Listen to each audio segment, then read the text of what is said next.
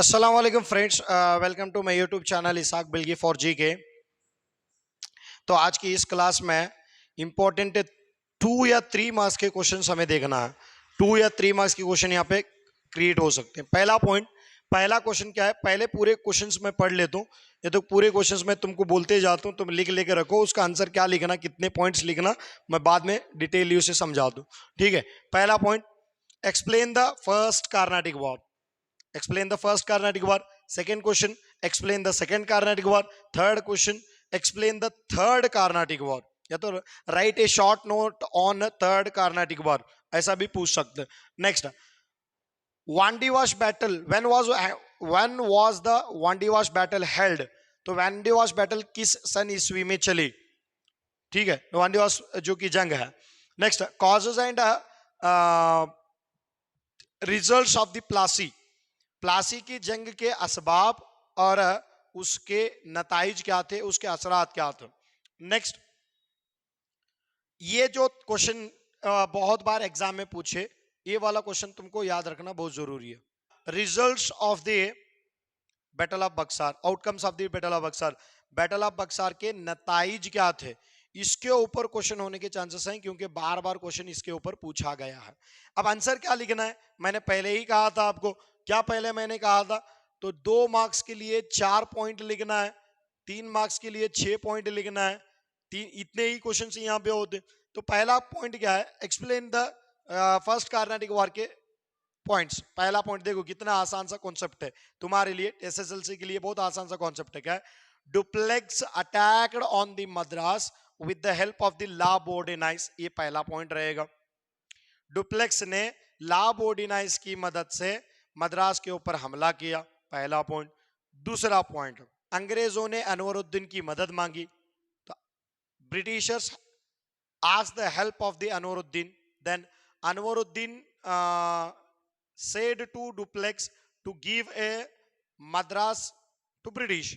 British को मद्रास वापस लौटाने के लिए अनवरुद्दीन कहता है। लेकिन the Anwaruddin army defeated by the duplex, Anwaruddin की जो आर्मी है वो डुप्लेक्स से हार जाती है। दूसरा पॉइंट, ये आगे पॉइंट बढ़ते जाते। तो नेक्स्ट पॉइंट क्या होगा यहाँ पे?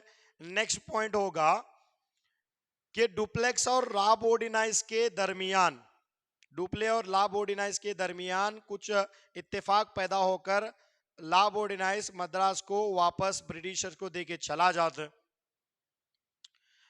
The differences create between La Bourdonnais and Dupleix, so La Bourdonnais return the Madras to the Britishers and went to the Mauritius. Last point क्या होगा? The duplex was failed again attack to the Madras, Madras को दोबारा हासिल करने के लिए duplex fail हो जाता है।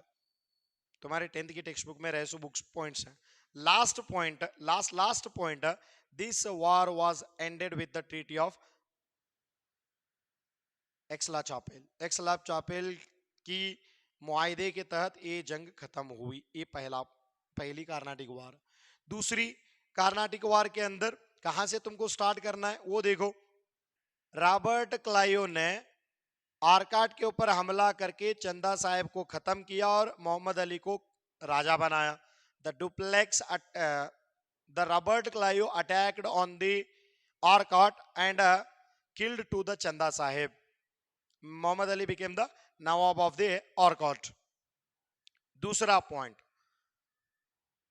जब रॉबर्ट क्लाइव ने हैदराबाद के ऊपर हमला किया, हैदराबाद पर हमला करने पर सलाबत जंग अंग्रेजों की तरफदारी करता है।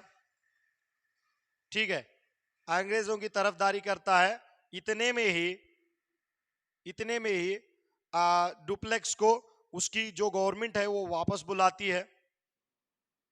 ठीक है, वापस बुलाने के बाद में ये जंग यहीं पे खत्म हो जाती है।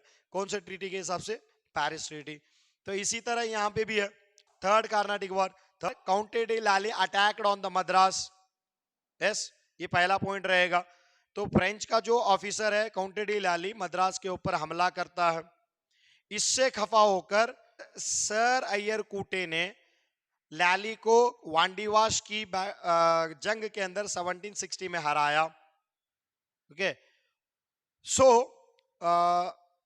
Sir Ayerkote, a British commander, defeated to the County de Lally in the Battle of the Wandiwash in 1760. समझ में आ रहा है? मैं जो कॉन्सेप्ट बोल रहा हूँ इजीली समझ लो उसको. तो ये पॉइंट्स हुए. इसके बाद में वाला पॉइंट क्या है? The Sir Ayerkote decided to completely defeat the County de Lally, so he reached to the Madras. तो काउंटी डी लैली को पूरी तरह से हराने के लिए मद्रास तक पहुंचता है. तो वहां पे नेक्स्ट पॉइंट है, वहां पे काउंटी डी लैली ने किसके सामने झुक गया? अंग्रेज फौज के सामने झुक गया. The county de Lally surrendered to the British army. This war was ended with the treaty of the कौन से? Paris treaty. पेरिस मुआहदे के तहत ये जंग खत्म होती है. ठीक है, वहां पे एक नेक्स्ट लिखा है समय क्या है? वांडीवाश की जंग कब होती है? The Wandiwash battle was held in the year 1760. किसके किसके बीच में होती है, किसके किसके दरमियान में होती है? तो वो भी याद रखे, काउंटी डी लैली और सर अय्यरकोटे के बीच में. अब रहा causes for the battle of Plassey. Causes क्या है? नॉर्मल 3 कॉजेस है. पहला कॉजेस मिस यूज ऑफ दस्तकाज, दस्तकाज का गलत इस्तेमाल. दूसरा पॉइंट क्या है?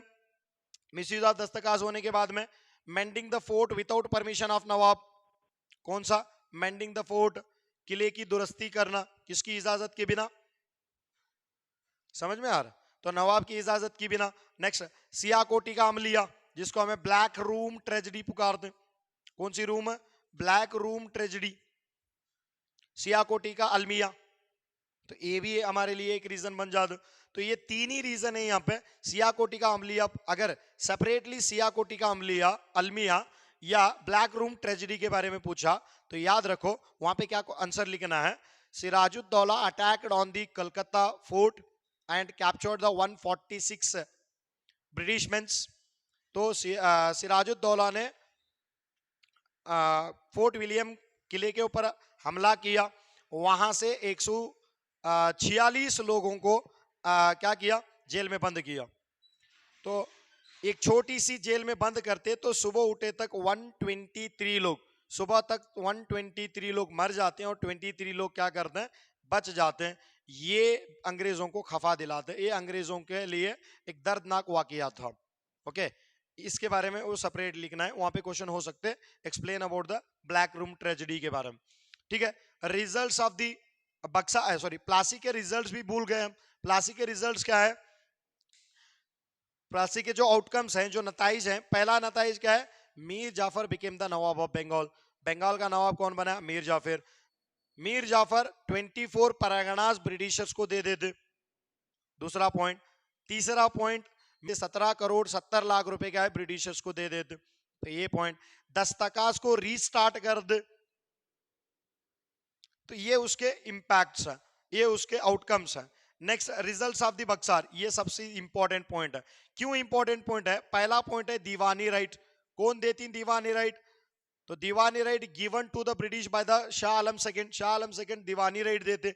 फिर क्या करते? 26 लाख रुपए एक साल को, सालाना 26 लाख रुपए लेते और क्या दे देते?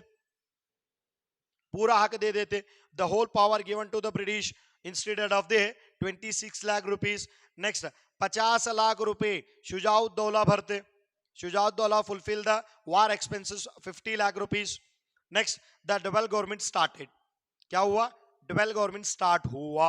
ऐसे क्वेश्चन हो सकते 3 मार्क्स के, याद रखो. अभी तुम ना को डबल गवर्नमेंट के ऊपर भी क्वेश्चन हो सकते. कौन सी गवर्नमेंट है?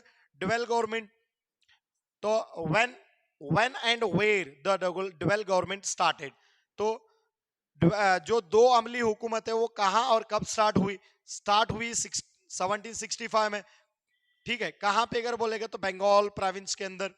और किसने स्टार्ट किया? किसने डबल दोहरी हुकूमत को स्टार्ट किया? Who was implement the double government? तो रॉबर्ट क्लाइव. कौन आते हैं? Robert Clive.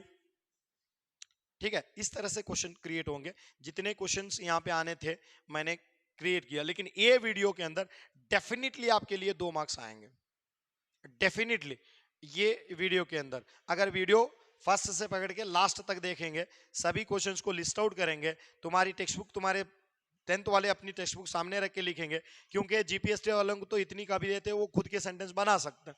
तो 10th वालों को अगर खुद के सेंटेंस बनाना नहीं आया तो तुम्हारे जो टेक्स्ट बुक है उसे सामने रख के लिखो तो पॉइंट्स क्या क्या आते हैं। ठीक है, उम्मीद है कि आज का ये वीडियो आपको पसंद आया होगा। तो पसंद आया तो लाइक करें और कमेंट करना ना भूलें कि आपकी तकलीफ क्या है, आपका क्वेश्चंस क्या है। ठीक है, फिर मिलेंगे अगले वीडियो में एक नए कॉन्सेप्ट के साथ। तब तक के लिए अल्लाह हाफिज।